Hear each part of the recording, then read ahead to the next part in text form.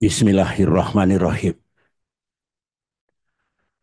Assalamualaikum warahmatullahi wabarakatuh.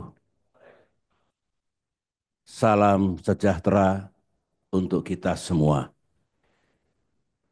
Bapak Duta Besar Heri Ahmadi yang saya cintai, sahabat sahabat saya, dan para diplomat, home staff, serta para pemuda, pelajar, mahasiswa yang tengah menjalankan studi di Jepang.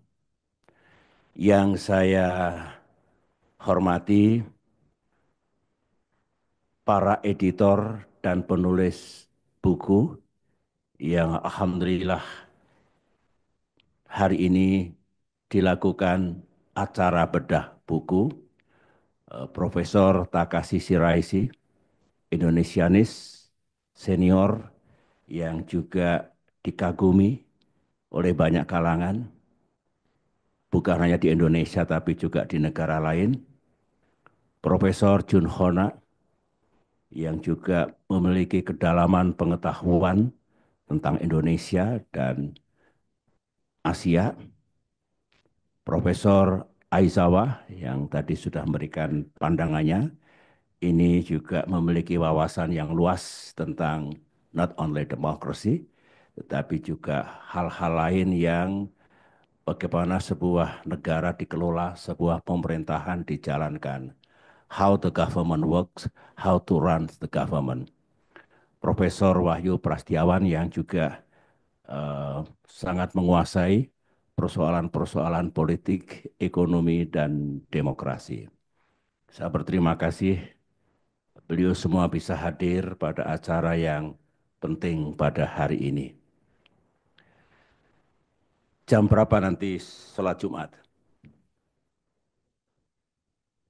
Jam 12. Jadi berapa? Oke, masih ada waktu 1 jam. Mudah-mudahan saya akan kelola waktu ini supaya di mana saya harus berhenti dan kemudian di mana ada sesi Q&A bisa dilaksanakan. Saya juga melihat di samping teman-teman yang datang dari Jakarta, ada mantan menteri, mantan duta besar, anggota DPR RI yang masih aktif, juga mantan anggota DPR. I recognize kalau tidak salah ada Ibu Mari Pangestu ada di sini. Ini mantan Menteri Perdagangan, mantan Menteri Pariwisata dan Ekonomi Kreatif, juga ada Bung Hatip Basri, mantan Menteri Keuangan, di samping tadi ada Bung Andi Malarangeng, ada eh, Bung Sarip Hasan yang juga mantan Menteri, ada satu Bupati, Bupati Pacitan, yang sedang studi untuk meningkatkan dunia kepariwisataan di Pacitan. Mudah-mudahan dapat ilmu dari Jepang. Eh, saya dengan Pak Dubes ini bersahabat sejak lama. Dulu waktu saya menjadi menteri tahun 1999, beliau anggota DPR RI dan kebetulan counterpart dari posisi saya sebagai Menteri Pertambangan dan Energi. Kalau sekarang Menteri Energi dan Sumber Daya Mineral. Kemudian tentu bersama-sama ketika saya menjadi presiden dalam konteks checks and balances, saya eksekutif, beliau ada di lembaga legislatif. Tapi sebetulnya sebelumnya uh, pasti tidak disadari oleh Pak Heri waktu beliau menjadi mahasiswa ITB, tokoh besar, aktivis ulung. Saya waktu itu juga berada di Bandung sebagai prajurit. Saya seorang letnan yang bertugas di Brigade Infanteri Lintas Udara Kostrad. Yang saya ceritakan bukan itunya. Tahun 1978 ada upheaval, ada student protest yang cukup tinggi intensitasnya, not only di Jakarta, tapi juga di Bandung.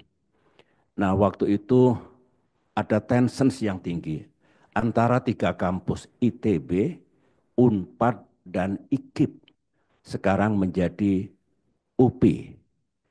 Dan singkat kata, karena dianggap akan ada gangguan keamanan dan ketertiban, begitu bahasa waktu itu, mengganggu stabilitas nasional, begitu yang disampaikan, disiagakanlah satuan-satuan militer, if something happens, bagaimana untuk mengatasi gangguan stabilitas atau keamanan itu. Ada diskusi kecil. I was a then young lieutenant bersama-sama yang kemudian belakangan menjadi Panglima TNI Indriartono Sutarto, senior saya, kita berdiskusi pada saat saya masih sangat muda. But we love democracy. Waktu itu diskusinya menarik.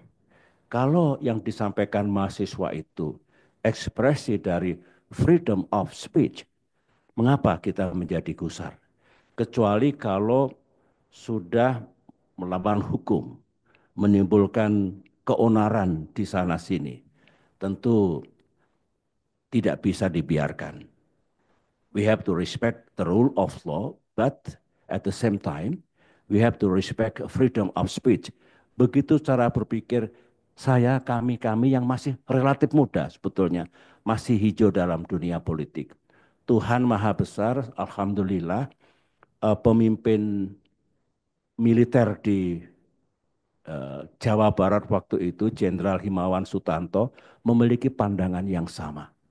Jadi itulah exposure saya yang sangat muda dalam dunia politik tentang seluk-beluk politik, tentang seluk-beluk demokrasi, human rights, the rule of law. Ternyata pengalaman waktu itu dan kita mesra, tidak ada benturan antara satuan militer dengan mahasiswa yang ada di kampus waktu itu, baik di ITB, di IKIP maupun di Unpad. Dan ternyata Pak Heri, para profesor, teman-teman, ketika saya menjadi Komandan Korem Jogja, saya mendalami lagi tentang democracy, tentang human rights, tentang freedom, but tentu juga tentang uh, security, tentang the rule of law. My thesis sejak itu, freedom of speech, apabila digunakan secara tepat, ya itu hak. We have to respect it. Tetapi kalau misalkan ada tanda-tanda untuk menuju ke yang uh, violating the rule of law, kita ingatkan secara persuasif dan itu bisa terjadi. And I did it when I was a komandan Korem di Yogyakarta. Jadi SBY muda sebetulnya. Saya ini prajurit profesional. Saya pernah bertempur hampir 5 tahun waktu itu di Timur Timur. I was trained as a professional soldiers, termasuk latihan-latihan khusus baik di Indonesia maupun di negara lain, contohnya di Amerika Serikat. Tetapi sejak dulu saya harus siap bertempur untuk merah putih. Saya harus siap berperang for our beloved country. But to be frank, I love peace. Kalau bisa damai, mengapa harus berperang? Kalau masih ada political solution, diplomacy, why war? Why kita harus melaksanakan peperangan? Sehingga saya datang ke Tokyo kali ini diundang oleh Ken Rond untuk menjadi salah satu keynote speaker dalam Tokyo Conference 2025. Melihat dunia sedang seperti ini, gonjang-ganjing, ada chaos here and there, ada ya sesuatu yang mengejutkan, kembalinya Donald Trump, Trump 2.0,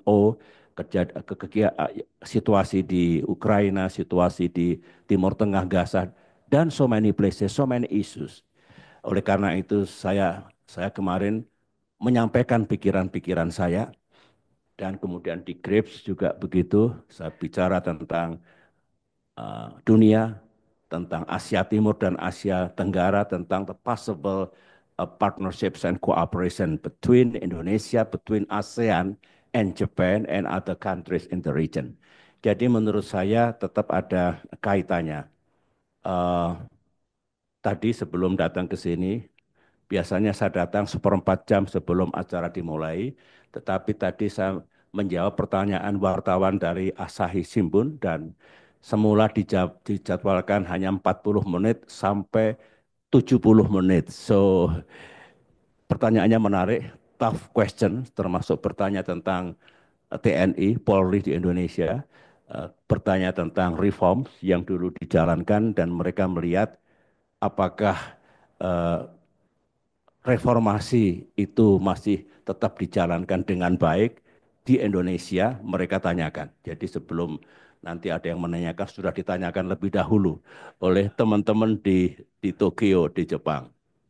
Baik, tentu saya tidak akan cerita terlalu panjang, terlalu lengkap, terlalu komprehensif tentang sesuatu yang cakupannya luas sekali. Katakanlah tentang politik Indonesia, tentang demokrasi, tentang situasi yang dihadapi oleh negara kita. Saya kira butuh 1 semester nanti itu, atau paling tidak 3-4 jam. Jadi saya ingin menyampaikan pokok-pokoknya saja untuk diketahui bahwa sebenarnya setiap negara itu punya goals, punya interests, punya idealisme. Indonesia ini banyak calon-calon pemimpin bangsa yang sedang berstudi di Tokyo. Saya doakan sebagai orang tua, sebagai ayah, do your best. Kemudian nanti setelah cukup kembali ke tanah air, ikutlah memajukan bangsa dan saya doakan kalian menjadi pemimpin-pemimpin masa depan. Oleh karena itu, tepat kalau saya mengingatkan kita punya tujuan besar sebagai bangsa, punya kepentingan sebagai negara, punya mimpi-mimpi, punya cita-cita, dan juga eh, punya idealisme. Indonesia kalau saya ringkas apa yang diamanahkan oleh para pendiri republik, kita ingin Indonesia kita ini damai, kita ingin negara kita makin sejahtera, kita ingin negara kita makin adil, dan kita ingin rakyat betul-betul berdaulat di negeri kita. Sistem politik apapun, demokrasi model apapun, the power of the people, itu harus menjadi rujukan utama bagi bekerjanya negara, bekerjanya pemimpin. Kalau saya bisa permudah, persingkat, what we need, what we want, tiada lain adalah peace, justice, prosperity, and democracy. Dari masa ke masa, pemimpin-pemimpin bangsa do their best untuk mewujudkan itu semua. Tentu tidak selalu mudah, selalu ada ups and down sepanjang perjalanan sejarah Republik. Kemudian dari itu semua, sejarah demokrasi Indonesia, perjalanan politik Indonesia juga unik. Indonesia yang baru merdeka itu menjalankan demokrasi liberal dengan sistem parlementer, dengan segala dinamika dan jatuh bangunnya. Ternyata bangsa Indonesia mengatakan bukan itu pilihan terbaik. Oleh karena itu sejak 1959 demokrasi kita berubah menjadi demokrasi yang dikatakan guided democracy. Dikatakan juga setelah itu pemerintahan baru demokrasi Pancasila yang hakikatnya in essence itu seperti semi-authoritarian type democracy. Ternyata juga bukan itu yang dipilih oleh Indonesia. Ada krisis tahun 65 dan ada krisis 1998. Setelah itu ada koreksi sejarah. Lahirlah tekad luar biasa untuk melakukan perubahan, melakukan reformasi. Sehingga setelah itu kita menjalankan demokrasi bukan lagi demokrasi liberal sistem parlementer, bukan juga guided democracy, demokrasi semi otoritarian. Sebenarnya sejak 1998 kita lebih cenderung ke demokrasi yang lebih liberal, tetapi tetap mengadopsi local values, local culture kita. Dengan, nah ini catatan saya, kita sebetulnya in between antara sistem parlementer dengan sistem presidensial. Suka atau tidak suka. Kalau suatu saat akan ada meninjau kembali seperti apa sebetulnya konstitusi kita yang tepat, sistem bernegara kita yang lebih bagus, itu terbuka. Indonesia itu negara kita semua. Jadi kalau ada pikiran besar dari rakyat Indonesia, para elit untuk melihat kembali kerangka bernegara kita, sistem kenegaraan, sistem pemerintahan, konstitusi, dan sebagainya itu terbuka. Yang penting betul-betul itu kehendak dari rakyat Indonesia. Betul-betul dipikirkan matang-matang, right thinking, deep thinking oleh semua penyelenggara negara.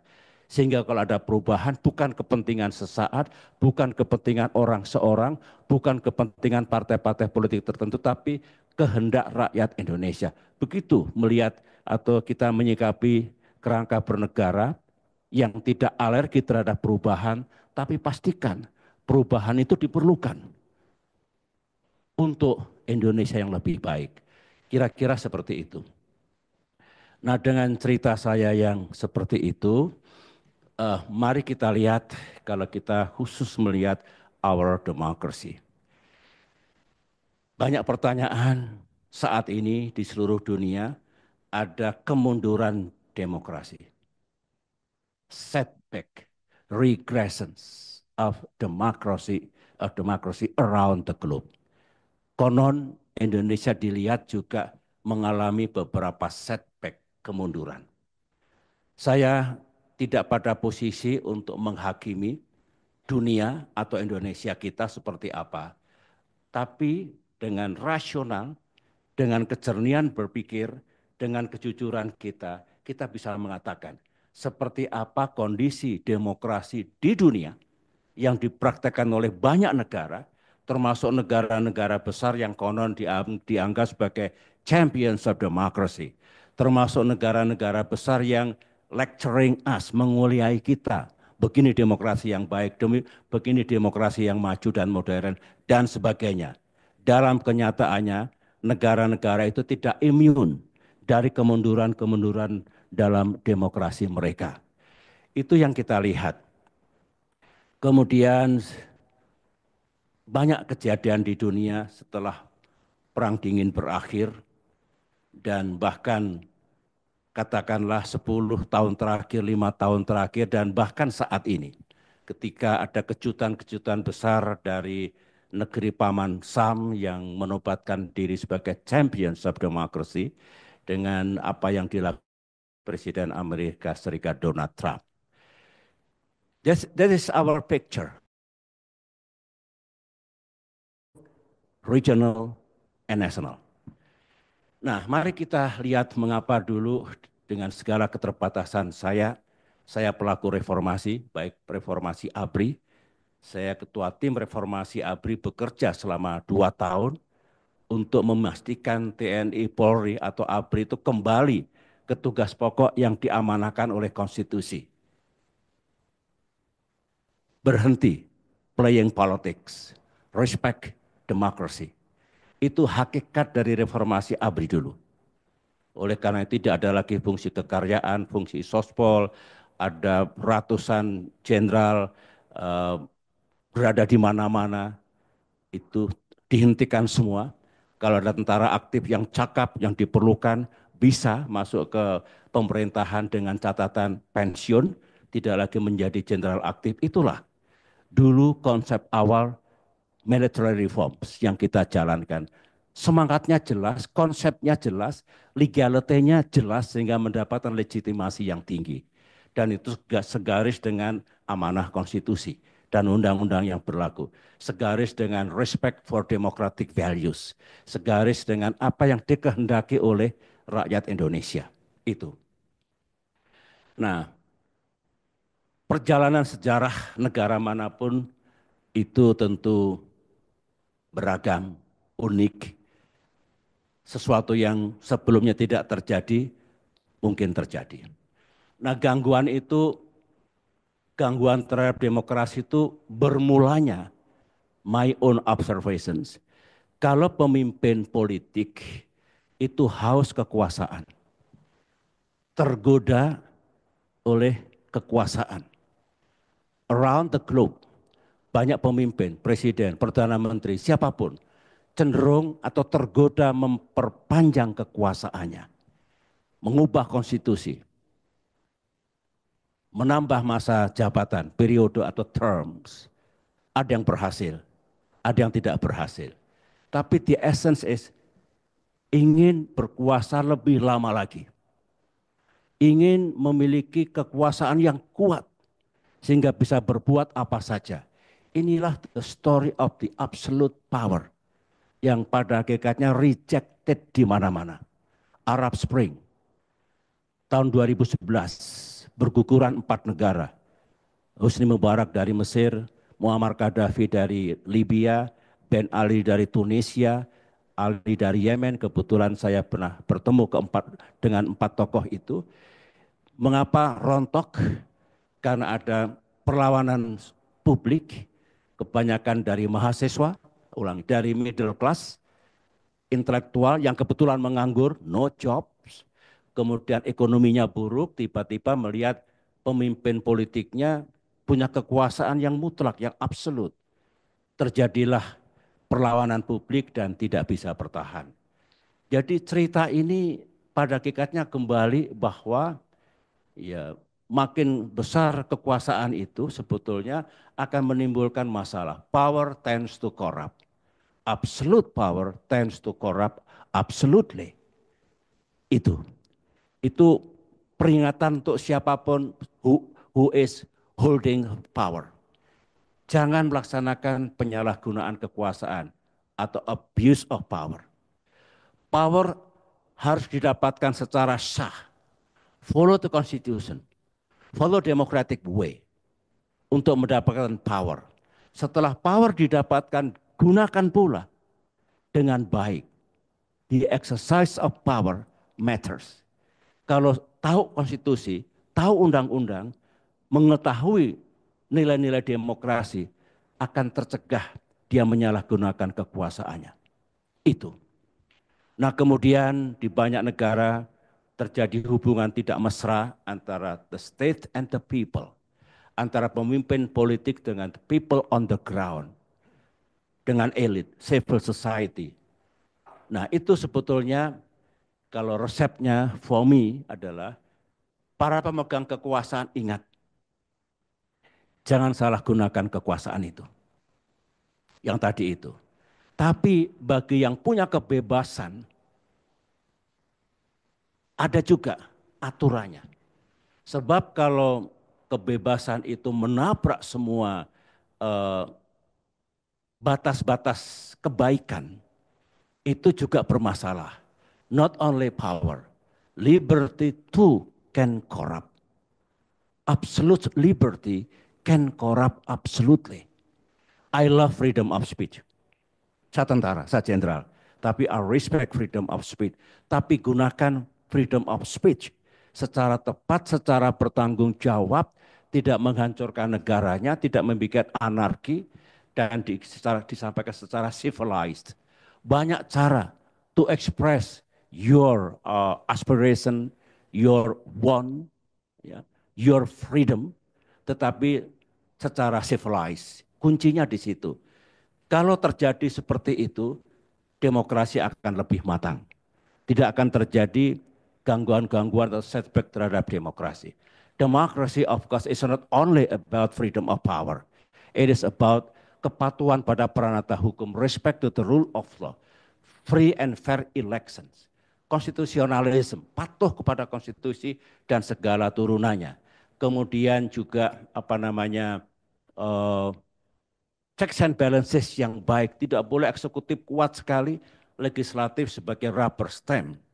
Tapi tidak boleh juga eksekutif tidak berjalan karena parlemen too powerful, seperti sistem parlementer yang dulu kita ikuti. Jadi nice checks and balances dari lembaga eksekutif, lembaga legislatif, lembaga yudikatif. Seperti itu.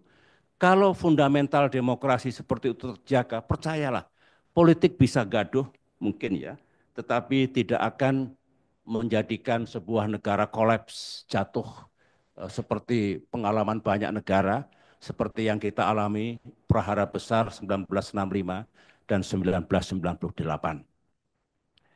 Lesson from our own history, lesson from history around the globe.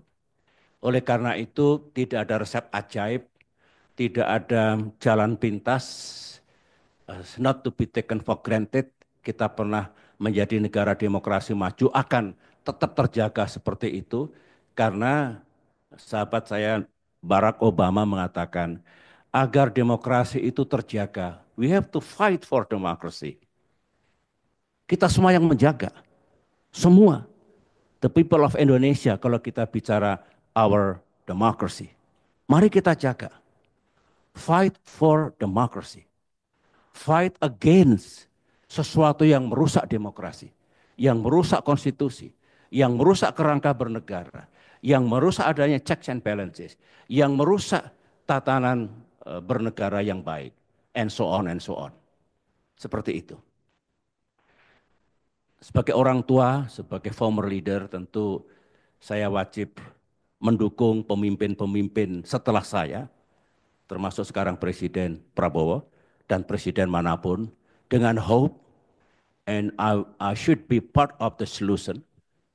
I should be part of the progress.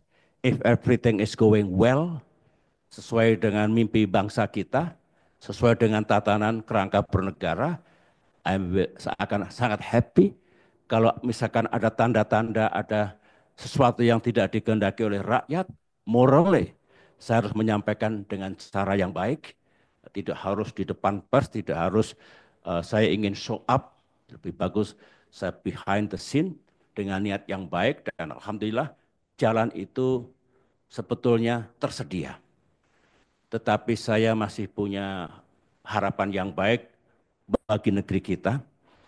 Indonesia is a country of hope.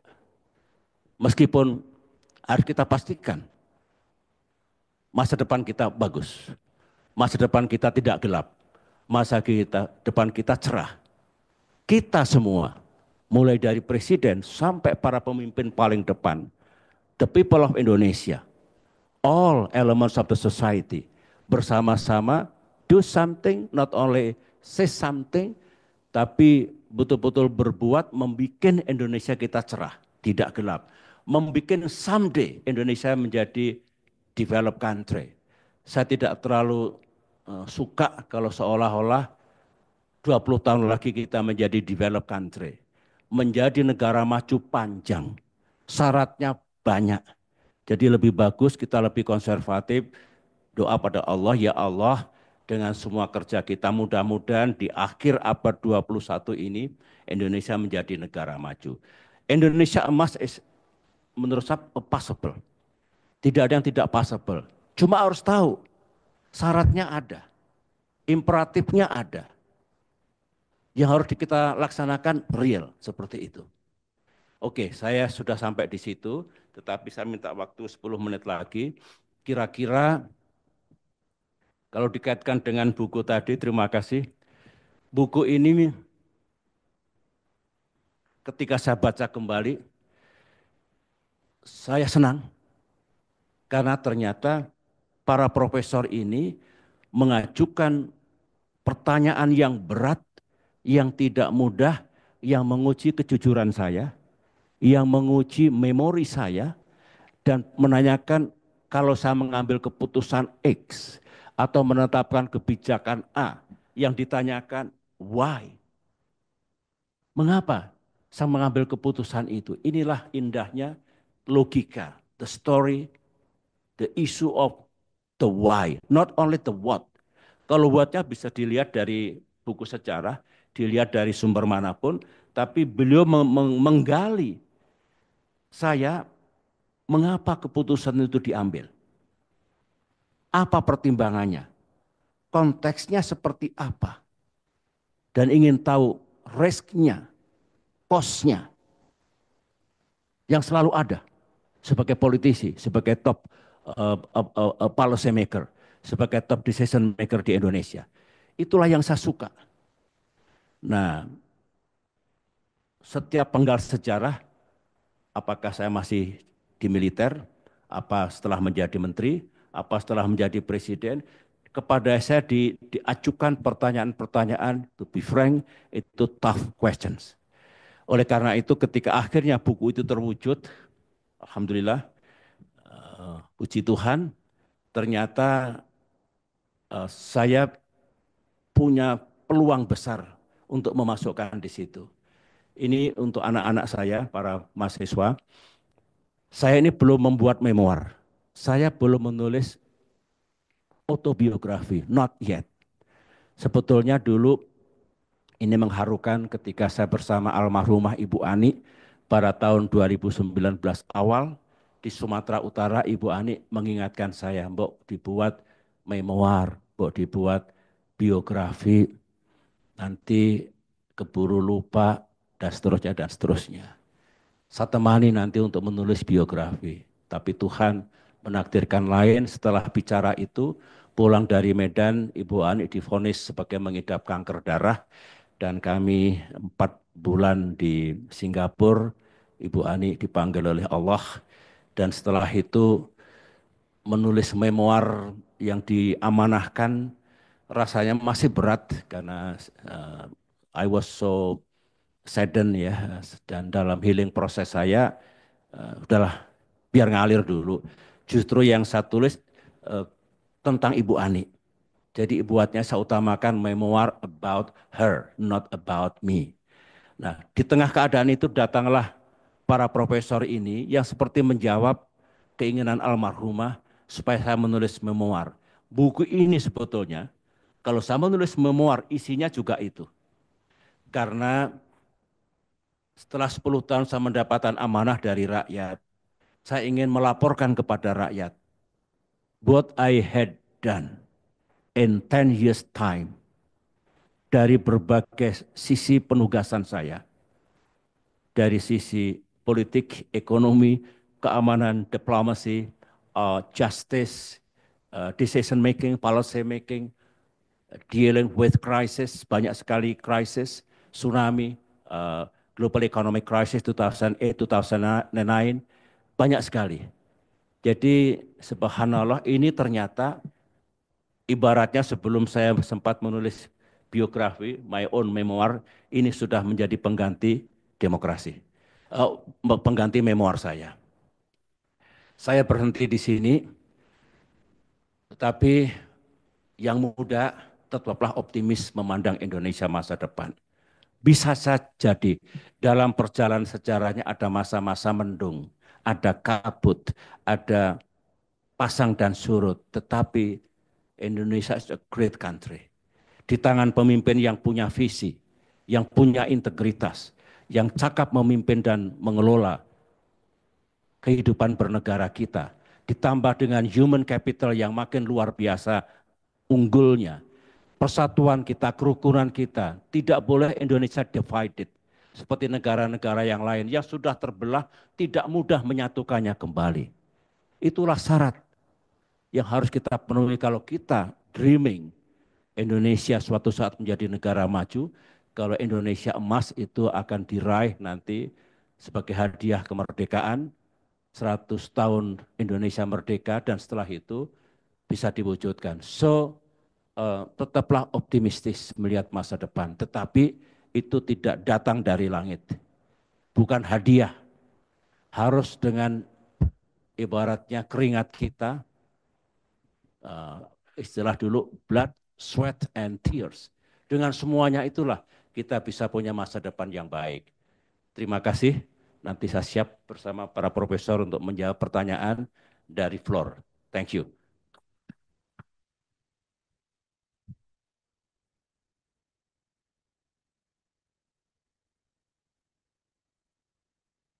Baik, terima kasih kepada Bapak Susilo Bambang Yudhoyono Yang ternyata tadi saya sebelum ada diskusi ini saya sempat penasaran apa yang membuat seorang dengan background militer yang sangat kuat mampu gitu memimpin civilian demokrasi dan juga bounce back untuk pertumbuhan ekonomi yang setelah reformasi yang sebenarnya cukup signifikan. Tadi ada beberapa hal yang ditekankan Bapak SBY mengenai seperti apa model demokrasi yang paling pas dengan Indonesia. Ternyata substansinya adalah value-nya adalah seperti apa kehendak rakyat itu yang pertama ya. Yang kedua adalah ternyata juga selain absolute power yang perlu check and balance yang kalau tidak akan korup juga. Ternyata freedom of speech itu juga bisa berpotensi korup jika tidak ada kontrol dan tanggung jawab seperti itu. Dan kemudian kita masih punya harapan yang terakhir Indonesia Mas bagi teman-teman semua, teman-teman PPI yang mungkin akan pulang ke Indonesia, jelas kita sangat punya harapan dan dengan beberapa prasyarat yang ada. Baik, saya lanjutkan sebagai moderator untuk menanggapi tadi mungkin pertanyaan dari Pak Indra. Iya, mengenai investasi yang menurun kemudian bounce back pada tahun 2025 ya Pak. 2005 ya.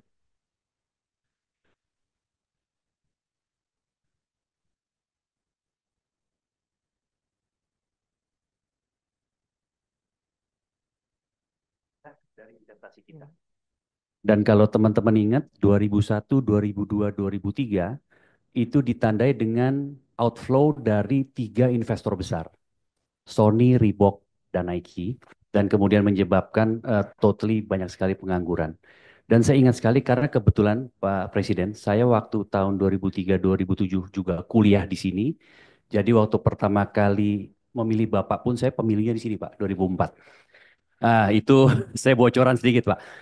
Dan saya juga merasakan Pak, karena penelitian saya itu betul-betul sangat, saya agak mirip-mirip dengan Profesor Wahyudi. Kalau Profesor Wahyu Political Economics, saya pun sama. Saya sangat spesifik Pak Presiden, saya meneliti mengenai perubahan politik ekonomi di pertambangan Indonesia.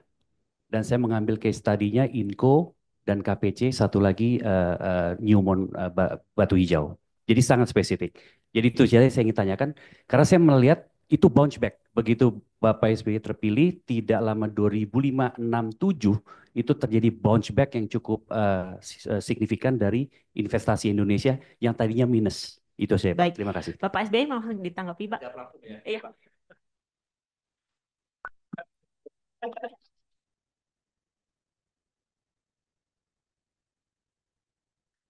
Yang tepat menjawab saya. Indonesia mengalami krisis. 1998, ekonomi kita kolaps. Remember, ingat. Kita harus berterima kasih setelah Pak Harto lengser. Pemimpin kita berusaha menyelamatkan Indonesia yang diramalkan juga akan kolaps. Bukan hanya ekonomi, tapi a whole country akan runtuh. It did not happen. Sehingga we have to be thankful to Presiden Habibie, Presiden Abdurrahman Wahid, Presiden Megawati Soekarno Putri yang masih bisa menahan, tidak sampai jatuh meskipun kondisinya tentu berat. Sampai di situ setuju semua. Ketika saya masuk tahun 2004, maksimal volumenya ini. Pada tahun 2004, pertumbuhan ekonomi 4%. Saya ingin lebih tinggi lagi. Sasaran saya pada saat Pilpres 6%. Tidak muluk-muluk. Karena saya rasional. Dari 4%, kalau sampai 6% itu sudah berhasil. Begitu. Everybody who knows, anybody who knows economic growth, makroekonomi, begitu cara berpikirnya. Mengapa investasi rendah? Akibatnya pertumbuhan rendah. Because situasi kita waktu itu no security, no social stability, no good investment climate, no legal certainty, lack of infrastructures, easy apa namanya, the easiness of doing business juga rendah. Jadi investment climate was so poor. Siapa mau investasi di Indonesia yang ada capital outflow, pergi, rupiah terguncang. Oleh karena itu, first thing first, my missions bersama pemerintah bagaimana to fix, memperbaiki iklim investasi, iklim bisnis di Indonesia. Tidak selalu mudah, very challenging. Tetapi karena itu prioritas, kami lakukan. Setahun setelah itu ekonomi tumbuh 5,1%. Year only, up 1%.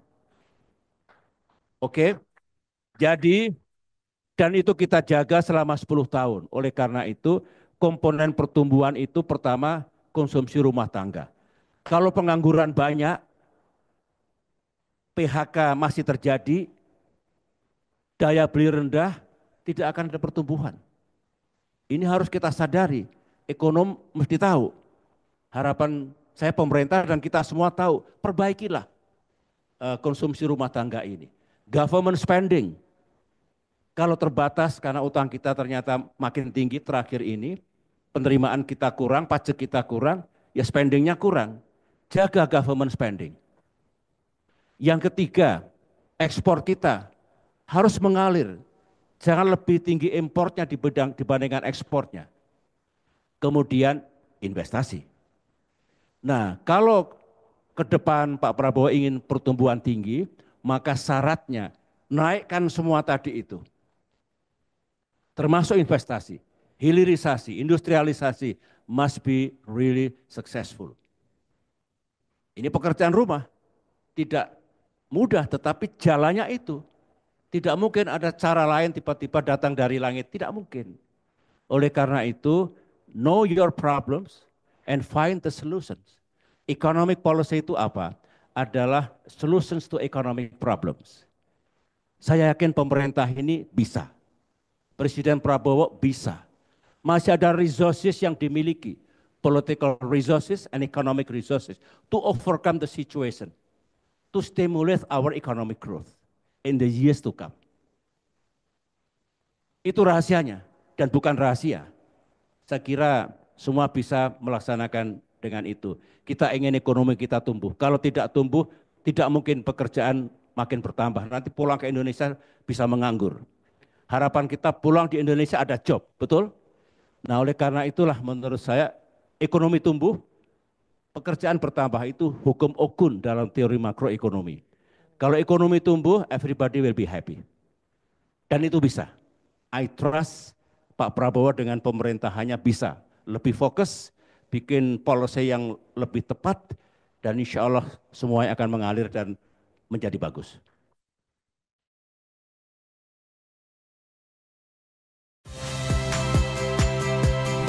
Saya Rahmat Ibrahim. Saksikan program-program Kompas TV melalui siaran digital, pay TV, dan media streaming lainnya. Kompas TV, independen, terpercaya.